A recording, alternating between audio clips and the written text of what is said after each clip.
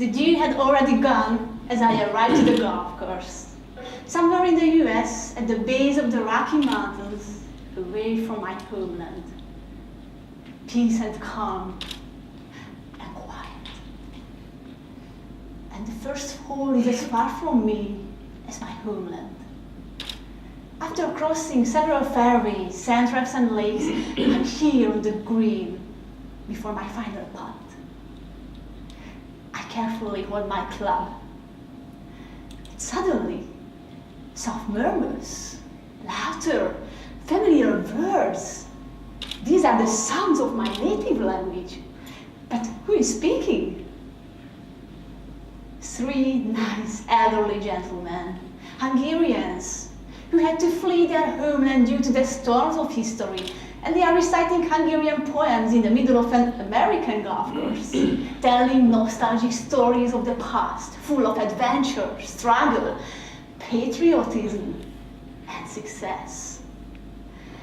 And I can do anything else, just listen. A story about a lady who had only 30 cents in 1957 when she reached the port of New York, and now owns a world-famous cosmetic company in the US, a company unquestionably with a Hungarian name, Ilona of Hungary. Another story about a brave woman who took out a little child in her lap at the very last minute when the borders were closed, hiding bars with fears, trembling from cold and the weight of a painful decision to leave or not to leave motherland. And the little boy she saved is the famous film producer called Andrew G. Wojna. I learned about a community in exile which erected a memorial in remembrance of the Revolution of 1956 within the US.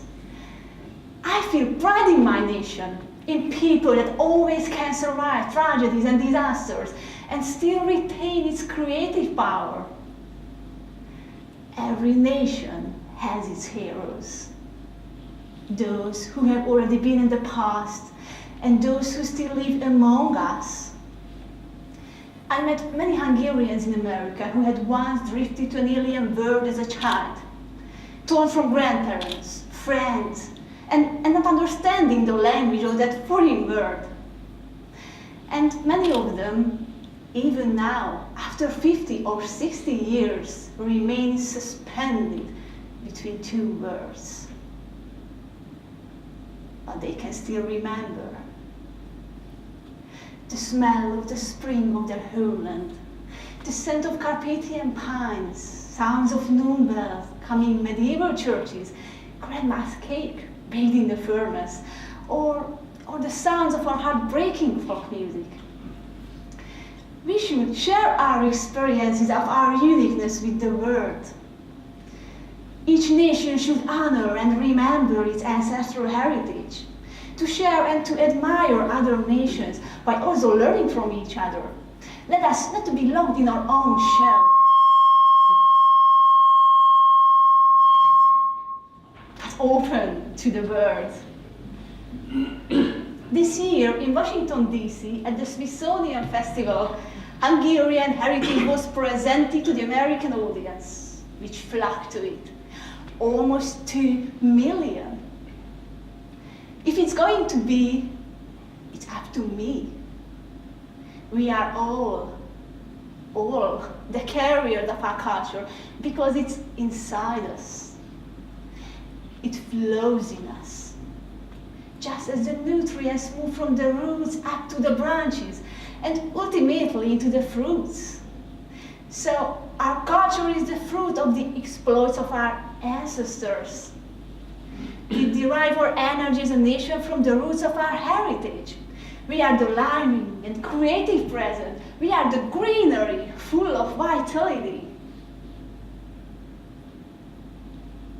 Get ready for the final putt. The 3 old gentlemen are standing next to you and just watching you. They are already over the par.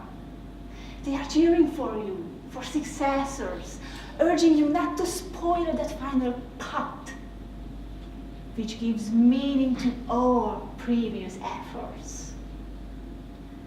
Regardless who we are or where we are at, let us be proud of our heritage and let us work for it.